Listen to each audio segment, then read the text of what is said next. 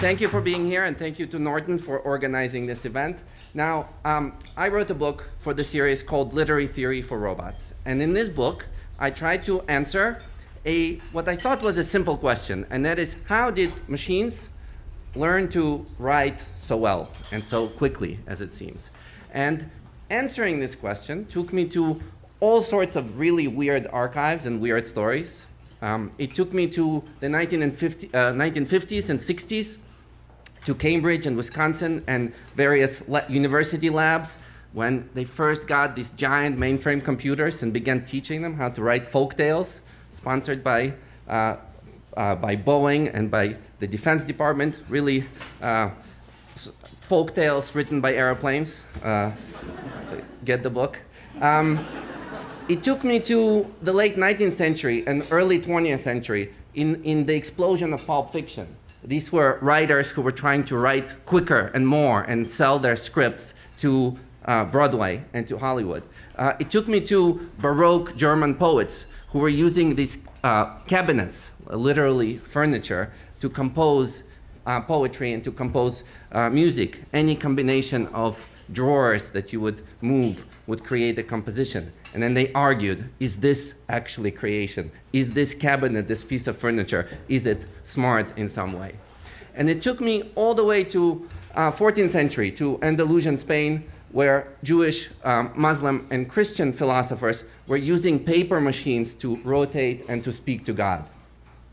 And I have this great story from one of the historians from this time, where he uses this algorithm. He rotates the circles. He gets some feedback back, and then he goes, maybe I'm talking to God. This is pretty impressive, but maybe it's just all bullshit. Maybe it's just a parlor trick.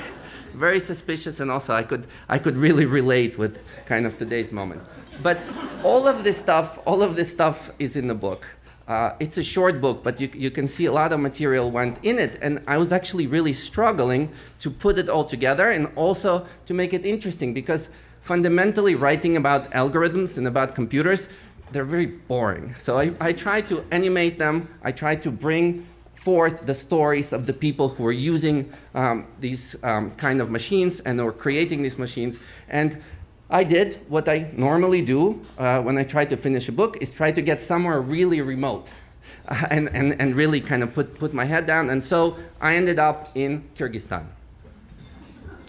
So Kyrgyzstan, now, if you don't know, okay, China is to the east. Immediately to the east, Kazakhstan and Russia is to the north. You have the Ottoman kind of influence coming from the west.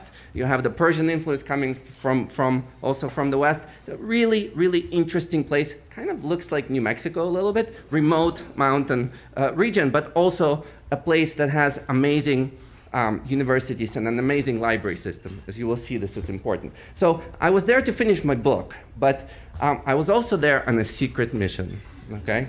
And the secret mission does relate to the topic of the book. If you think about it, part of the answer of how computers got so smart and how they learned to write is that they read a lot. And they read, quote unquote, everything that was ever written and published. So the natural next question for me is, well, what was that archive? Who collected all these materials, who took all of the kind of world's heritage and put them in one digital archive that was then fed into the machine? And you know a part of this story. Contemporary smart technologies trained on Reddit, on Twitter, on Facebook, on YouTube comments. But if that was all that the machines were learning from us, it would not be a very smart machine, probably.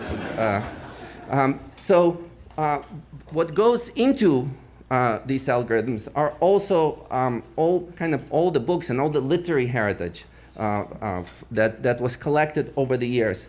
And the largest, by far, in the world, digital library, the library that most people outside of North America and Europe use every day, originated from this region. It originated from the post-Soviet space. It's originated from places like Moldova and Croatia, and indeed Kazakhstan and Kyrgyzstan.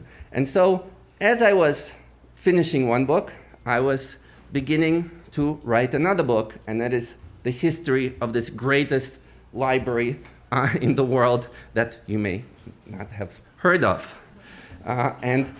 Therefore, I was making friends. I was making friends with librarians primarily. I was hanging out in all sorts of libraries, tiny village libraries in the mountains, where they had crazy materials like communist pamphlets by the Uyghur minority that lived in this particular village and were writing newspapers. And I was also hanging out in the official national archives that had kind of beautiful manuscripts reflecting the tradition of this region and the tradition of this culture. And I was also getting a lot of feedback on my work. I was kind of workshopping my chapters with the local students and with the local faculty and getting lots of feedback. And that feedback is something that I brought with me home. And that feedback is something that ended up in the conclusion of the book as well.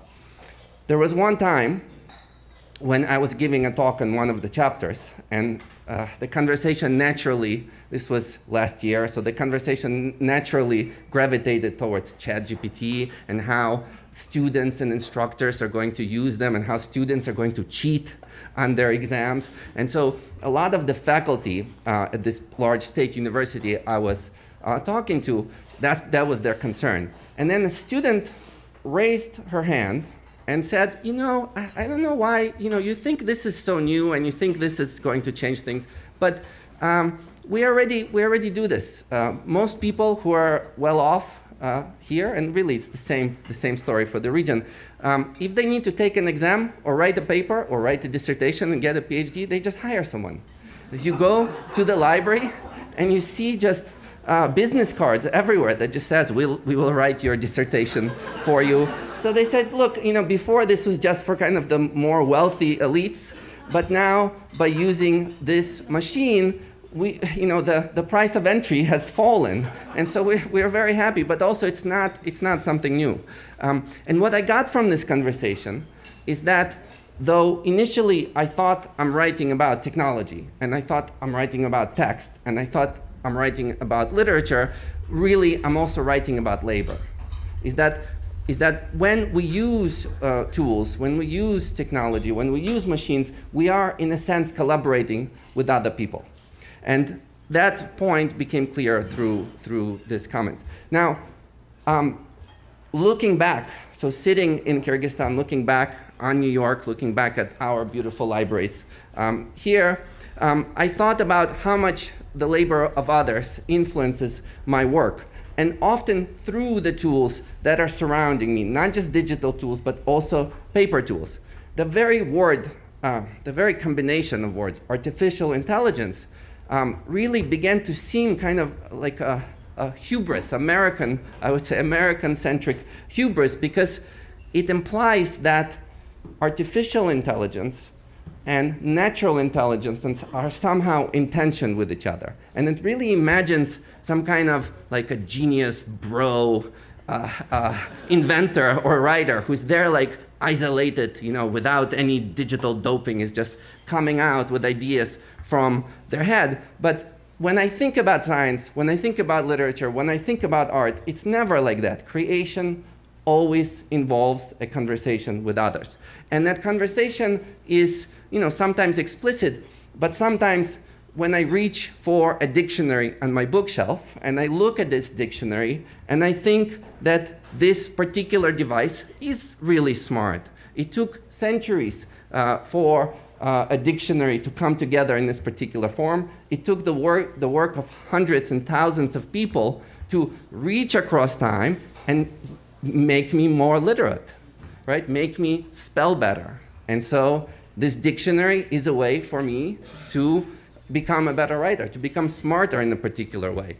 And that's how most knowledge works, actually. So to the extent that I try to sound smart sometimes, I don't know many things inside of my head. If you ask me about how far away the moon is or how big the earth is, I don't know.